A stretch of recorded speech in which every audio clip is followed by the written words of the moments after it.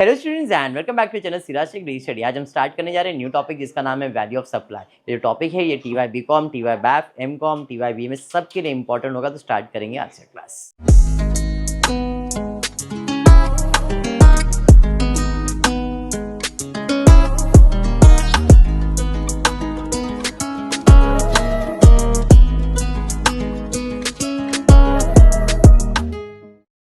Tax में नया lesson value of supply.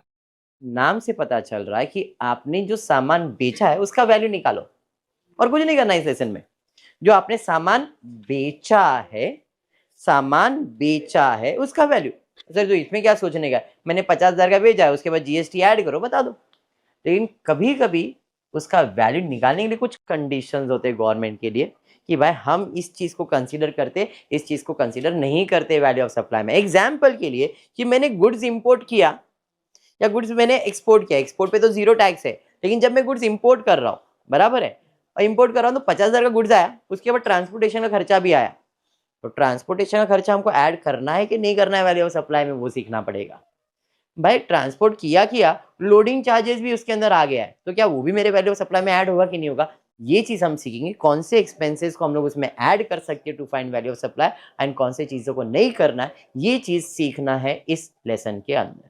फिर जो भी वैल्यू आएगा, जो भी टोटल आएगा, उसके ऊपर कितना जीएसटी लगने वाला है, सीजीएसटी लगने वाला है, आईजीएसटी लगने वाला है, एसजीएसटी जो भी लगने वाला है वो निकालना है। और इसी लेसन के अंदर हमको इतना ही करना है।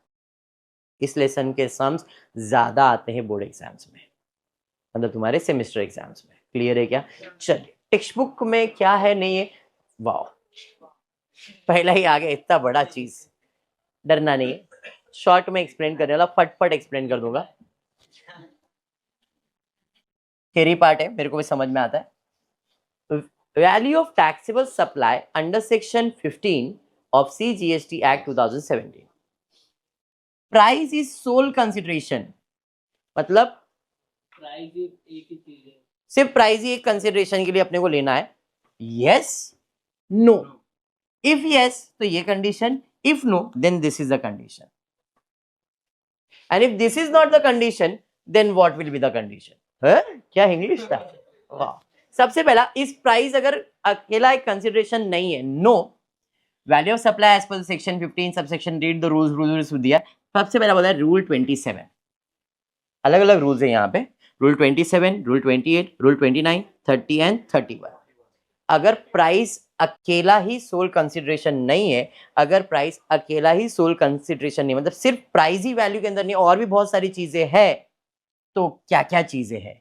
रूल 27 कहता है वैल्यू सप्लाई ऑफ गुड्स और services where the consideration is not wholly money, then ऐसे सिचुएशन में open market value of such supply, if not sum total of the consideration equal to the money if such amount is known at a time of supply।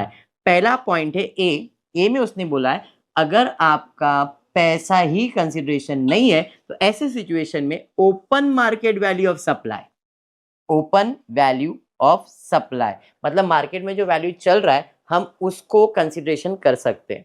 कभी कभी क्या होता है, goods लाया आपने लेकिन अभी तक बिल बनाया नहीं है, फिर 1-2 महीने के बाद सोच रहे हैं पर बिल बनाने का, तो अभी प्राइस क्या रखने का, अरे 10,000 मिल गया था लेकिन आज 10,000 उसका कीमत नहीं है यार, उसका 2,000 कीमत है। तो आज मार्केट में उसका कीमत 2,000 चल रहा है, तो उसका वैल्यू 10,000 लिखना है या 2,000 लिखने का। ऐसे सिचुएशन में हम क्या करने वाले, तो हमारे पास 3 से 4 पॉइंट दिया रूल 27 के अंदर। सबसे पहला दिया है you can consider open market value of such supply, if not second point sum total of the consideration equal to the money, sum total of consideration equals to the money मतलब आपने जितना पे किया रहेगा वही अमाउंट को हम value of supply में ऐड कर देंगे। सम टोटल मैंने 50,000 दिया था उस टाइम पे, अच्छा ठीक है 50,000 का वैल्यू ऑफ सप्लाई समझ लें। पॉइंट नंबर 2, तीसरा बोला है the value of supply like kind and quantity, मतलब तीसरे पॉइंट में बोला है कि अच्छा क्वालिटी ले लिया, ठीक है। Value of supply of like kind and quality if not, मतलब ऐसे ही टाइप का अगर कोई गुड्स चल रहा है तो उसका मार्केट में जो भाव चल रहा है उसके ऊपर अपन उसका वैल्यू ऑफ सप्लाई ले लेंगे। क्वालिटी काइंड मतलब एक जैसा दिखने वाला है, क्वालिटी भी उसका सेम है, तो इसका इतना वैल्यू, तो हमारे भी प्रोडक्ट का वैल्यू इतना ही हो जाएगा। रूल 27 में मार्केट वैल्यू बोल दिया, जितना आपने पे किया है वो बोल दिया, सम कंसिडरेशन। तीसरा काइंड क्वालिटी सेम बोल दिया। And the third based on the cost as per rule 30 और based on residual method rule 31। अगर ये तीन में से कुछ भी नहीं है तो रूल 30 और 31 में से कोई एक कंसिडर करना पड़ेगा। अब 31 क्या बोल रहा है? रूल 30 कह रहा है value of supply of goods और सर्विसेज और बोथ ऑन 110% ऑफ कॉस्ट। जो भी कॉस्ट रहेगा उसका 110% लेके वैल्यू ऑफ सप्लाई निकालो। रूल 30 के लिए उसने बोला है based on the cost as per rule 30 और based on the residual. Residual method मतलब reasonable value for determination of the value of supply और goods and services of both. Reasonable value मतलब कोई एक रीजनेबल वैल्यू दिया रहेगा question में, उसको हम लोग एज पर रूल 31 में वैल्यू ऑफ सप्लाई में काउंट करेंगे। तो रूल 27 के अंदर 3 पॉइंट है, मार्केट वैल्यू है, कंसिडरेशन है और तीसरा है क्या, काइंड और क्वालिटी। अगर ये तीनों सेटिस्फाई नहीं कर रहा है तो रूल 30 फॉलो करना है। रूल 27 के अंदर 30 एंड 31 फॉलो करना है, 110% ऑफ द कॉस्ट या रीजनेबल वैल्यू। पॉइंट समझ में आ गया? ये मैं इसलिए एक्सप्लेन कर रहा हूँ, नियत तो इसका कुछ है नहीं, सम ही इंपॉर्टेंट है, पर थोड़ा बहुत दिमाग में रहेगा ना एटलीस्ट, तो सम करना और इजी हो जाएगा, और कुछ रीजन नहीं है। रूल 28 क्या कहता है? Value for goods and services और बोथ बिटवीन डिस्टिंक्ट और related person other than through an agent. मतलब रूल 28 है value of supply for the goods और सर्विस और बोथ बिटवीन डिस्टिंक्ट और related person other than through an agent apply rule number 27 A, C and D। A, C and D मतलब इधर rule 28 किसके लिए? To find the value for goods and services और both between distinct और related person. Distinct और related person मतलब यहाँ पे क्या हो गया कि दो अलग अलग पर्सन की बात चल रही है, हाँ, या वो लोग एक दूसरे से कनेक्टेड है, उनको वैल्यू ऑफ सप्लाई समझ में नहीं आ रहा, तो उसने बोला ठीक है रूल नंबर 27 पे जाओ, ए बी मत लेना, ए सी और डी लेना। मतलब ए क्या था? Market value. बी क्या था? बी लेने के लिए मना कर दिया उसने, मतलब जो जितना पे किया वो मत लो। सी उसने बोला था काइंड एंड क्वालिटी, और डी क्या बोला था उसने? Rule number 30 and 31। मतलब रूल 28 में खाली बी वाला पॉइंट नहीं लेने का, 27 में जो रूल है वही सेम रूल इसके लिए भी है। 29 रूल क्या है? Value of supply for the goods and services through an agent. Rule number 27 का ए और डी वाला पॉइंट। मतलब रूल 29 किसके लिए है? रूल 29 के अंदर point A and point D आने वाला, बी और सी नहीं आएगा। 31 मैंने आपको करवा दिया। If the value is inclusive of tax gross value divide by, ये तो रूल है नहीं, खाली इतना है अगर अपना टैक्स वैल्यू इंक्लूसिव है तो उसमें से जीएसटी को क्या करना है? अलग करना है। ये समझ में आया? If prices are not the consideration 27, 28, 29, 30, 31, 35। 27 important है बिकॉज 28 27 पे डिपेंडेंट है, 29 भी 27 पे डिपेंडेंट है, 30 31 में 110% और रीजनेबल वैल्यू है। अभी समझा? अब ये इंपॉर्टेंट है क्योंकि ये वैल्यू ऑफ सप्लाई। अगर प्राइस ही अकेला कंसिडरेशन है, supplier and the recipient are not related या रिलेटेड है, नॉट रिलेटेड है तो ये वाला पॉइंट, रिलेटेड है तो ये, प्राइस तो भी ये, value of supply add if not included in section 52 any other tax duty cess fees, ये सब वैल्यू ऑफ सप्लाई में अपन क्या करेंगे? ऐड करेंगे। जब भी वैल्यू निकालना है तो वैल्यू ऑफ सप्लाई का जो वैल्यू रहेगा उसके अंदर ड्यूटी सेस फीस सब ऐड होगा। फिर supply made by the recipient on behalf of supply add हो जाएगा, कमीशन ऑन पैकिंग ऐड हो जाएगा, इंटरेस्ट ऐड हो जाएगा, subsidies directly link to the price other than the government securities, कोई भी सब्सिडीज है वैल्यू ऑफ सप्लाई में ऐड होगा। In short value of supply में इन सारी चीजों को अपने को क्या करना है? ऐड करना है, माइनस करना है if included in the above section 15 सब दैट इज डिस्काउंट, तो अपने को जाके वैल्यू ऑफ सप्लाई यानी कि ट्रांजैक्शन वैल्यू मिल जाएगा। तो वैल्यू ऑफ सप्लाई कैसे मिलेगा? जो भी वैल्यू है उसके अंदर जितने भी एक्सपेंसेस है ऐड करो, ड्यूटीज ऐड करो, सेस ऐड करो, फीस ऐड करो, supplier made by the recipient on behalf of supplier, commission, packing, incidental, interest, late, penalty, delay payment, सब चीजें ऐड करना है। Subsidies directly link to the government other than government, वो भी आपको add करना है। पॉइंट क्लियर हो गया? ये सबको ऐड करके अपने को क्या मिल जाएगा? Value of supply. Point clear है? चलिए फिर सम की तरफ जाएंगे। मैंने जो एक्सप्लेन कर दिया था ऐसे कुछ सम्स आएंगे, अपने को वैल्यू ऑफ सप्लाई फाइंड करना है। मिस्टर भानु, भानु कौन है? Set max Bhanu Pratap. अरे यही देखने का था, याद है कि नहीं? वेरी गुड, ये भी याद कर ले बेटा। भानु सूर्यवंशी याद। भानु में एक सप्लाई, कौन सा रूल 27 क्या पढ़ा है बोल अभी? वो बोल, सूर्यवंशी बराबर तेरे को याद है। यस बेटा, आपको क्या है? मिस को 2 मिनट रुकने बोलेंगे क्या? या तो टीवाई बैप दे दो ना मिस को, तो बच्चे आएंगे ही ना, कहाँ जाएंगे वो लोग? मेरा चालू है ना रिकॉर्डिंग बेटा, बाद में। हाँ, इधर भानु का मस्ती चल रहा है, एडिट करना पड़ता, ये इन लोग का ऐसे ही रहता है, मेरे को चैन की नींद नहीं है। Bhanu makes a supply of 2 lakh रुपए to Renu. Bhanu, Renu, Valentine. Contract provides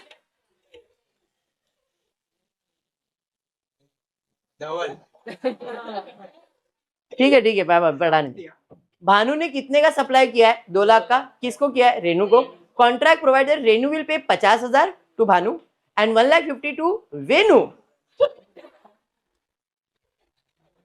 to settle the debt of Bhanu. Find the transaction value and GST liability in the hands of Mr. Bhanu. Applicable GST 9%. ठीक है भाई, कितना कॉम्प्लिकेटेड सवाल ये है। भानु ने किसको सामान बेचा? कितने का? 2 लाख का। उसको 2 लाख रुपया मिलने वाला है। बोले यार मेरे को 50,000 दे, बाकी 1.5 लाख वेनु को दे दे। सेल्स कितने का हुआ? तो मैंने क्या बोला भाई? वेनु वेनु वेनु। बे लड़की से दिमाग हटा, भानु पे ध्यान दे, तेरे को रेनू ही दिख रही है। भानु ने रेनू को सामान बेचा, कितने का? सवाल ये है कि भानु ने कितने का सप्लाई किया। ये बिजनेसमैन देख, तूने मेरे को 2 लाख का सामान बेचा मुझे, ठीक है, मैंने तेरे को 50 दिया, 1.5 लाख बोला, 1.5 लाख मेरे को मत दो, कविता को दे दो। मैंने अच्छा ठीक है। अरे एग्जाम्पल, उसने उधार तेरा रहेगा, उसने दे दिया, समझा? तो सप्लाई कितने का हुआ? मैंने तेरे को 50 दिया, तूने मेरे को 2 लाख का सामान बेचा, मैंने तेरे को 50 दिया और 1.5 लाख देने का। तू बोला मेरे को मत दो सर, मेरे घर पे पहुंचा दो। मैंने किधर? तो कविता के पास। मैंने पहुंचा दिया, बराबर है। सवाल है कितने का सप्लाई हुआ?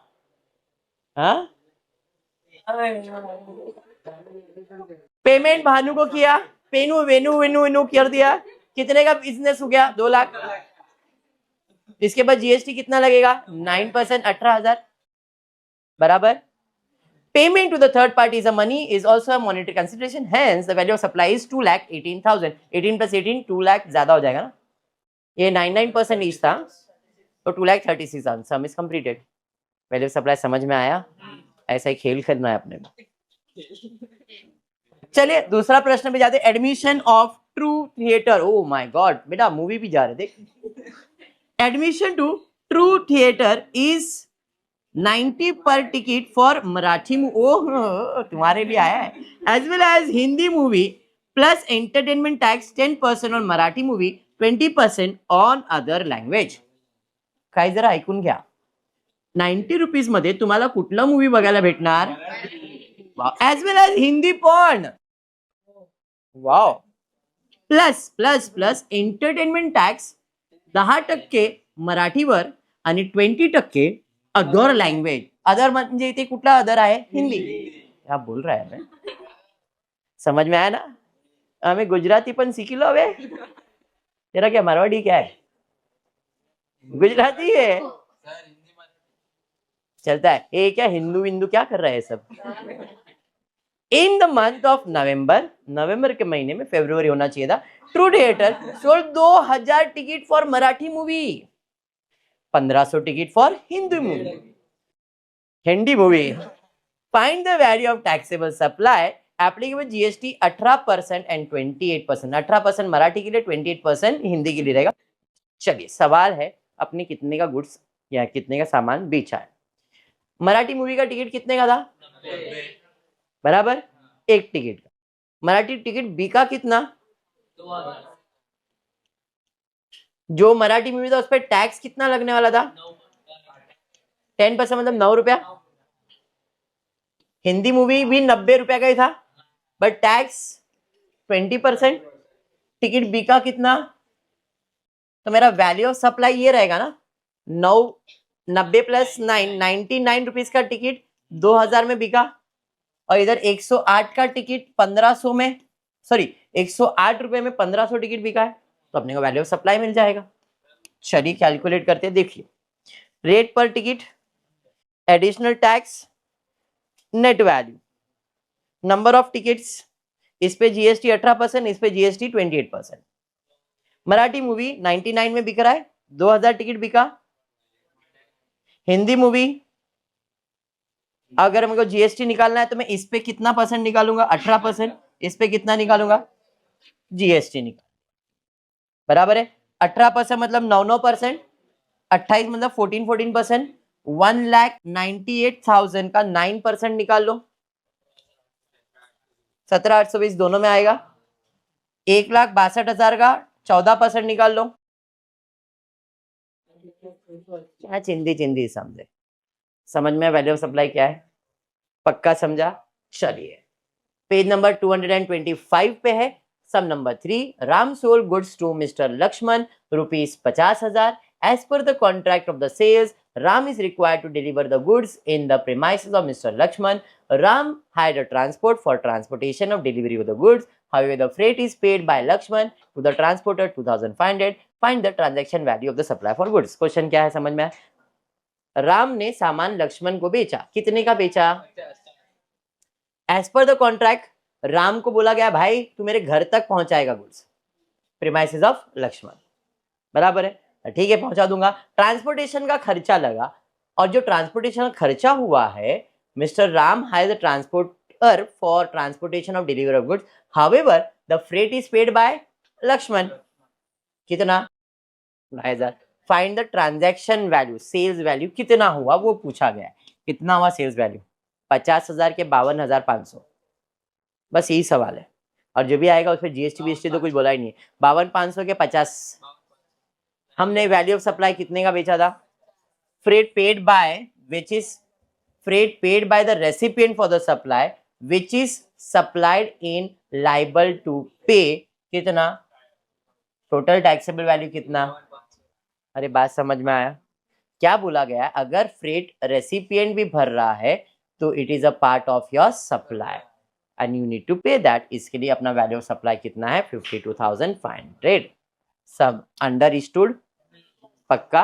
चलिए पेज नंबर 228 पे question number 13, sister advertisement, a conceptualized and designed the advertising campaign for a new product launched by Jio Private Limited for consideration of 9 lakhs. Sister Advertisement conceptualized and designed the advertisement campaign for a new product launched by Jio Private Limited.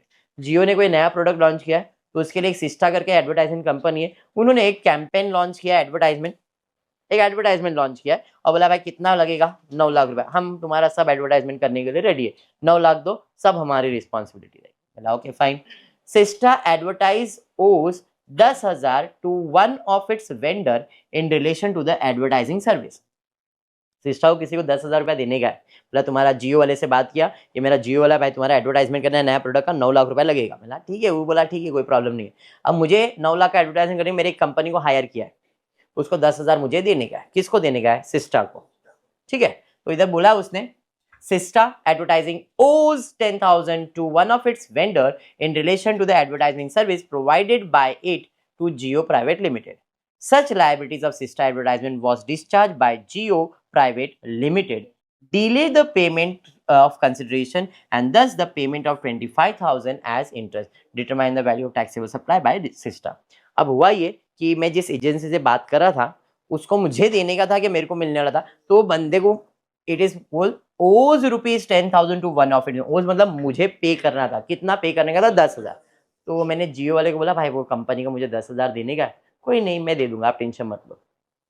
किसने बोला, in relation to the advertising service provided by Jio Limited, such liabilities of Sista Advertisement was discharged by Jio Private Limited.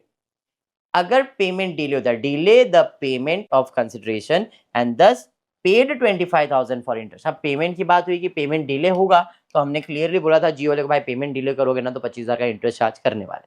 सवाल ये value of supply कितना, सवाल ये है कि value of supply कितना आएगा। 9,35,000, 9,10,000, 9 लाख, 9,25,000, अलग अलग ऑप्शन दे रहा हूँ, या तो 9 लाख, या तो 9,10,000, 9,35,000 या 9,25,000। डिले हो गया ना। सवाल कितना, 935। चलो ठीक है। सर्विस चार्जेस कितना था, एडिशनल पेमेंट कितना किया, इंटरेस्ट कितना, टोटल वैल्यू कितना, समझ में आ गया सम, पक्का समझा। This is your value of supply के सम्स। आई होप इतना क्लियर है, पक्का। आज क्लास में मैं इतना ही ले रहा हूँ, नेक्स्ट क्लास के अंदर और आगे के sums continue, because next class थोड़ा लंबा होएगा। एक ही लेक्चर लूंगा वैल्यू ऑफ सप्लाई का और वाइंड अप कर दूंगा। मतलब इसके बाद का जो वैल्यू ऑफ सप्लाई का सेकेंड लेक्चर आने वाला है, वो सेकेंड लेक्चर है पूरा सब, हो सकता है 10 सम, हो सकता है 12 सम, हो सकता है 25 सम, जितना भी सम है नेक्स्ट क्लास में खत्म करेंगे, ठीक है क्या। आज की क्लास में इतना ही करते हो। होपफुली वीडियो पसंद आए तो प्लीज वीडियो को लाइक कर देना, फ्रेंड्स ग्रुप में शेयर करना, चैनल को सब्सक्राइब करना। Thank you for watching the video.